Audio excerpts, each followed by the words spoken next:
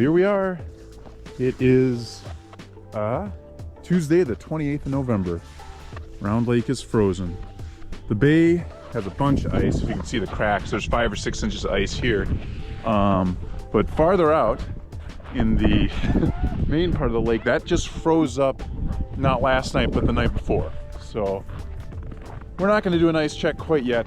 I would imagine that you certainly could walk out there. It's been the high over the last day and a half has been like 10. It was below 0 this morning and nice and windy, and there's no snow cover, so it makes ice quickly. But we'll give it one more day just to be safe, so we don't have to worry about it.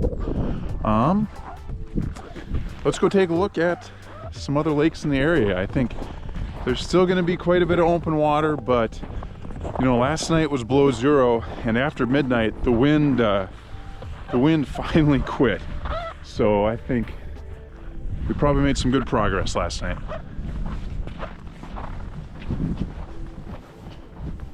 Huh. Well, if I'm being honest, this is more ice than I expected to see on Seagull.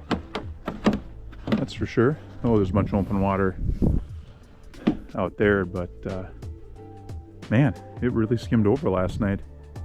It's surprising. It's good to see. Wish we'd have a few more cold days like tonight or last night, but it's gonna warm up a little bit. Not too bad, but not below 0. Well, the corridor, and it's frozen, not surprising. Doesn't look like much ice, especially here. There's a seam that runs through here. This ice looks thicker and older over there, and I can't see down the corridor from here. I hear some popping or something from down there, so maybe there's something open or the ice is just expanding, but probably give it another couple days before we do an ice test here, just based on how this ice looks. And you can hear it kind of popping and moving around a little bit as it expands, but boy, it's good to see. Certainly felt like it might never happen this November. It took a long time to freeze this year. We're probably, well, just using Round Lake as a bellwether, we are, you know, somewhere between 7 to 10 days late on what our normalish ice out has been over the last 10 or so years.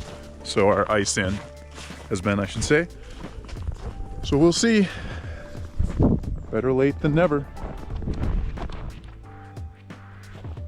So I popped down to mid-trail to check out West Bearskin here, and this is nothing related to ice, but they're doing all this clearing of balsam fir around. There's the parking lot for West Bearskin, and there's a latrine back here. There's the latrine right there. The brush clearing has completely removed any privacy you'd have if you were sitting on that latrine. People walking on the road, people in the parking lot would be looking right at you. So if you're looking for a place to go, maybe give it a few years here until the brush pops back up. Anyways, let's go look at the lake. So I'm just coming from Sag, and I did pull out a spud bar and poke a hole in the corridor, and there was not much ice, not enough to walk on.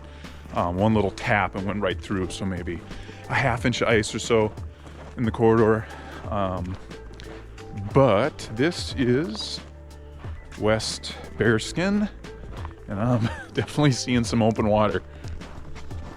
There it is. It's a deep lake. It takes a long time to freeze. But popular winter destination for people going over to Daniels or around the corner there into Duncan. But it definitely is going to need some more cold nights here.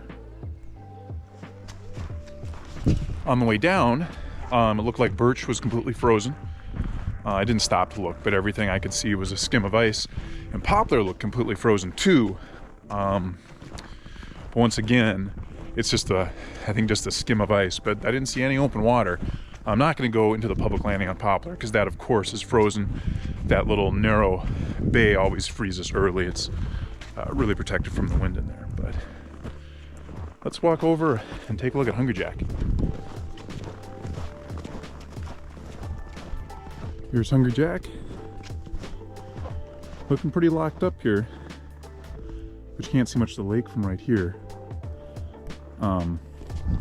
When you're driving down the road here, you can see way down Hungry Jack, and it did look like it was completely frozen. I didn't stop and get out and look, but I did not see any open water, so looks pretty locked up.